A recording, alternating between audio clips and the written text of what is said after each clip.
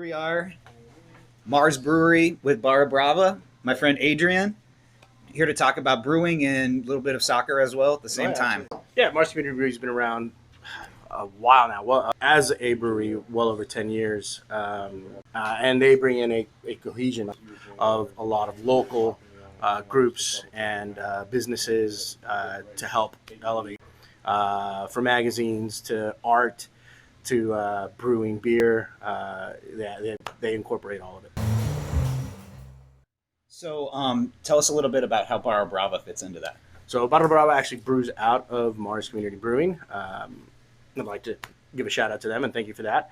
And they allow us to produce small batches, which is what kind of we want to focus on. And we brew our beers. It's directed towards the soccer community in Chicago. Yep. What is your background in brewing? I actually started off brewing meads and mellow mellows and stuff like that. Yeah. Fruit wines, especially, that was a big part of it. And then that eventually grew into beers. My brother was already up here, Sebastian.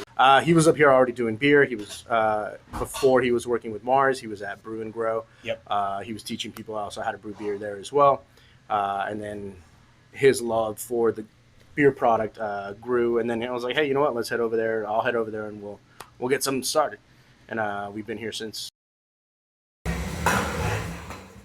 So brewing is interesting, I'm sure, as it is, but what is it like actually working with your brother on a day-to-day basis? It's great. Yeah. It's actually really good. I think we both have the same vision. We're both going in the same direction as what we see this business to be, or what we want it to be. So it's been fun. Yeah, you're gonna have the yelling matches and the F-bombs and so forth. That's gonna happen, right? In any relationship or in any business relationship. But for the most part, it's fantastic. Sort of curious, like how you feel about the intersection between art and science, right? When it comes to brewing. When it comes to brewing, yeah. The science is super important. Because you're dealing with a food product. Mm-hmm. That's the first part of it. So you have to meet those standards of putting food out, a product that people are going to be consuming. You're also always learning the new techniques, especially when you're messing with water, salt tables. And changing out one bag of grain makes a big change. So you're always doing the numbers. Yeah. And you have to make sure that you have at least the basics, the fundamental side of science. And then the art, like chefs, right? Like cooks. Some people have it, some people don't. Some people can develop it, some people can't.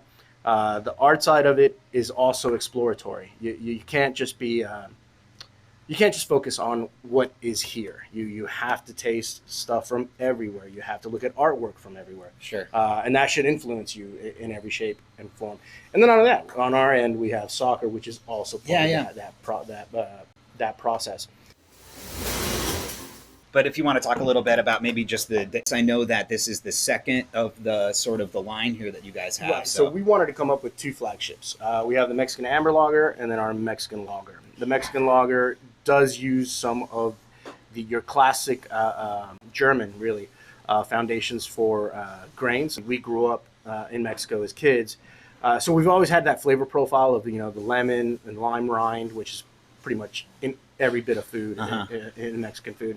And we wanted to put that in that beer. So when you taste the Mexican Lager, you're going to get that lemon, lime, rind flavor profile. And that's the bittering agent. That's awesome. As for the Amber Lager, it's more of a classic spin on a Vienna lager. Okay. Definitely a lot more, sweetness to it. Dry at the end. Both of them are really dry at the end, which is really what we wanted for our flagships. Yeah. So the 9 and the 10. We gave them those soccer numbers specifically, the number 9 and the number 10. Really, I love all the beers, but that's 9 and 10s. That's obviously. Yeah. And we want to put the community into it for giving numbers out to the following products that we make. So if they sell well, if the community responds to them well, we're going to see what number the community wants to give to them. I love that. Speaking of community, you do a lot of stuff with the community. For example, I've been a fan of the podcast that you guys host. Right. Through Lumpen. Can you talk a little bit? Yeah. Can you talk a little bit about maybe the radio and then maybe your show? So Lumpen Radio, also from the owners of Marz Community Brewing. They've had that radio station for a very long time. Mm-hmm. I honestly don't even know the full history of that one. They were gracious enough to give us a radio show as well on that, Lumpen FC. Yep. And yeah, it's been fun. We're we get a good following, at least at the beginning, on Twitch. So it's funny to have that interaction with the community and the people that listen to us. But it's basically just us buffoons talking sports or talking soccer, really. Quite knowledgeably, I must say, Adrien. I'm trying to figure out how you have so much time to watch so much soccer and then still make all this beer, man. Oh, it's on at all times. It's on at all times. It's on the phone. It's on the radio. It's on at all times. We never miss a game. I certainly get that. Or we try to never miss a game. Now that we're coming to the end of the season, it's getting difficult because it's just nonstop, game after game after game. Plus MLS is ramping up, so you're watching the Fire as well. Yep. The Lamar Cup is moving also, so we're watching that as well. So yeah, no, it's just nonstop soccer.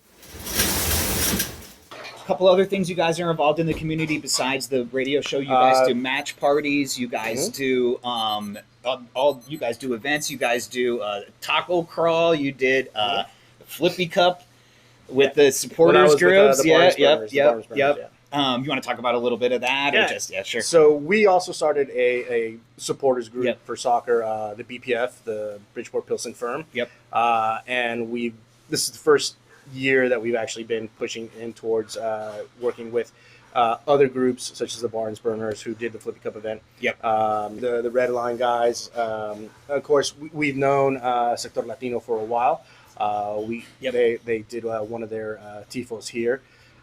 We do want to start doing a couple of events to raise money for the community, especially with the way things are going, where money is being pulled from. We want to see how we can help out communities. One last thing I want to talk about before I let you get back to making a lot of beer is you grew up in West Texas or maybe even on the border in Mexico. Yep. Do you want to talk a little bit about that? What that experience was like? It was a great experience. I grew up on the El Paso Juarez border. Back then, being in Juarez was completely different than it is now. Being in El Paso was completely different than it is now. Melting of cultures. So we got to see it all. When it comes to the Mexican-American experience, or the Mexican experience individually, or the American experience individually.